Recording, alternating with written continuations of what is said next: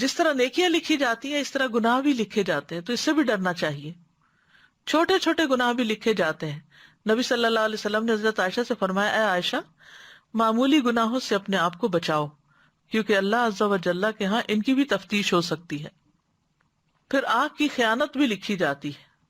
رسول اللہ صلی اللہ علیہ وسلم نے حضرت علی سے فرمایا، اے علی نامحرم عورت پر ایک نظر پڑ جائے تو دوبارہ نہ ڈالو، کیونکہ پہلی نظر تمہیں معاف ہے، دوسری نہیں.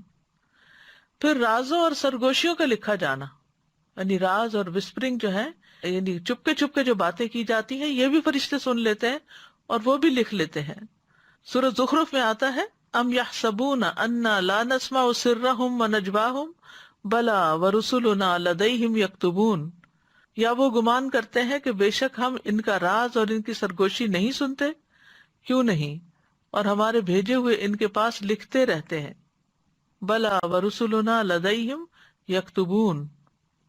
پھر معمولی خیانتیں بھی لکھی جاتی ہیں. نبی صلی اللہ علیہ وسلم مال غنیمت میں سے ایک جانور کی پیشانی کے بال پکڑتے اور فرماتے، اس میں سے میرا بھی وہی حصہ ہے جو تم میں سے کسی کا ہے، سوائے خمس کے، اور وہ بھی تم پر ہی لوٹا دیا جاتا ہے.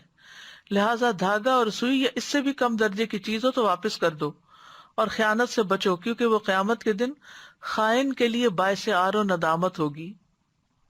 پھر اسی طرح مسجد میں گندگی پھیلانا بھی لکھا جاتا ہے. نبی صلی اللہ علیہ وسلم نے فرمایا، میری امت کے اعمال مجھ پہ پیش کیے گئے، نہیں لکھے ہوئے، پیش کیے گئے، دکھائے گئے، تو میں نے ان کے برے اعمال میں سے مسجد میں تھوکنا اور اس کا دفن نہ کرنا پایا. پھر غلاظت پھیلانا. نبی صلی اللہ علیہ وسلم نے فرمایا، جس شخص نے قبلہ رخ تھوک دیا وہ قیامت کے دن اس حال میں آئے گا کہ اس کا تھوک اس کی دونوں آنکھوں کے درمیان ہوگا، یعنی پیشانی پہ لگا ہوا ہوگا. پھر اسی طرح تنہائی میں کیے گئے حرام کام بھی لکھے جاتے ہیں.